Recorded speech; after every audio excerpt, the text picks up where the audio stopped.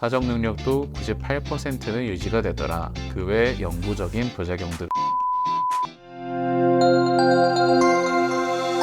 안녕하세요. 서울 리더스 비뇨의학과에서 전립선 수술을 집도하고 있는 강남점 대표 원장 정재현입니다.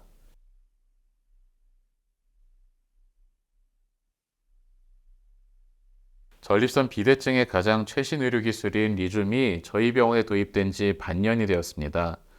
그래서 오늘은 지난 5개월간 제가 직접 집도했던 경험들을 토대로 말씀을 드려보겠습니다. 수증기 에너지로 전립선을 축소시키기 때문에 수증기 시술이라고 불리기도 하고요. 유사한 영어 단어인 리줌을 이용해서 전립선을 회춘시킨다 라고도 하죠.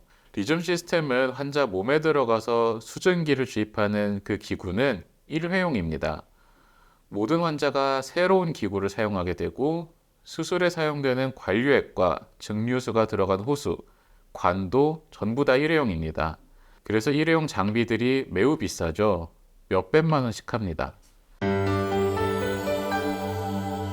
이런 의료기기가 식약처의 허가를 받고 도입이 되려면 많은 논문 자료들이 바탕이 돼야 되는데 미국에서의 대규모 연구가 30에서 80g 사이의 전립선을 대상으로 진행되었습니다. 이 연구에 따르면 리줌 수술 후에 효과가 좋았는데 주관적인 증상도 많이 감소하고 요속이 증가했고 수술로 인해서 발생한 발기력 저하는 전혀 없더라. 특히나 역행성 사정의 발생 빈도가 기존의 어떤 수술법에 비해서도 훨씬 적었다. 그래서 굉장히 효과가 좋고 안전한 수술이다 라고 인정을 받은 바가 있습니다.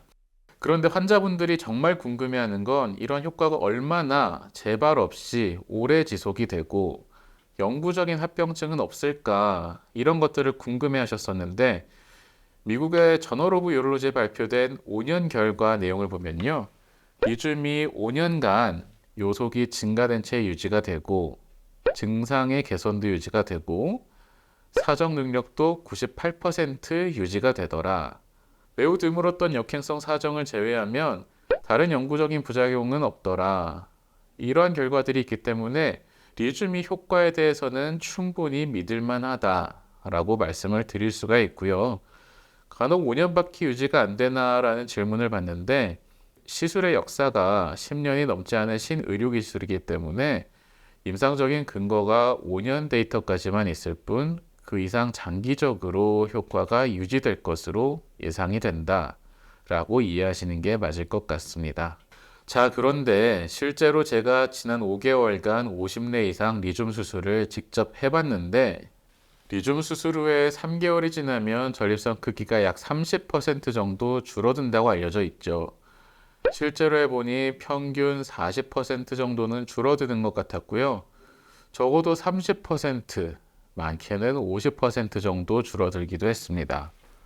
무엇보다 소변의 세기가 눈에 띄게 개선되면서 환자분들의 만족감이 상당히 좋았었는데 한 명의 예시를 들어보면 수술 전 전립선 크기가 55g에서 수술 후 28g까지 49%, 거의 50%로 굉장히 줄어들었고요.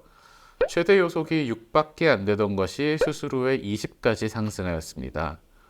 환자분이 얼마나 만족했는지는 설문지에도 드러나는데 수술 전 거의 최악이었던 증상이 수술 후에 거의 다 좋아졌다고 할 정도였으니까요. 저도 시술을 하다 보니 최초 50명 중에서는 딱 한 명에서 사정 시 정액의 양이 줄어들었다고 했는데 비율로 따지면 2%라고 봐야 되겠죠.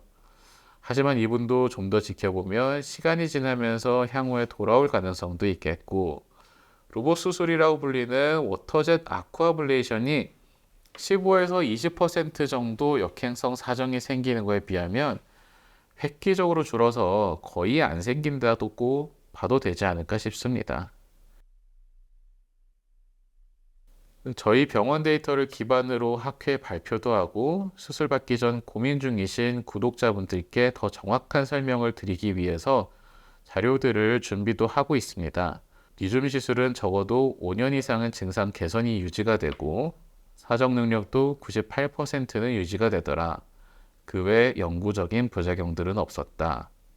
이러한 내용들을 토대로 어떤 수술 방법을 선택하실지 결정하시면 좋을 것 같습니다. 이 영상의 내용이 도움이 되셨다면 구독, 좋아요 부탁드립니다. 감사합니다.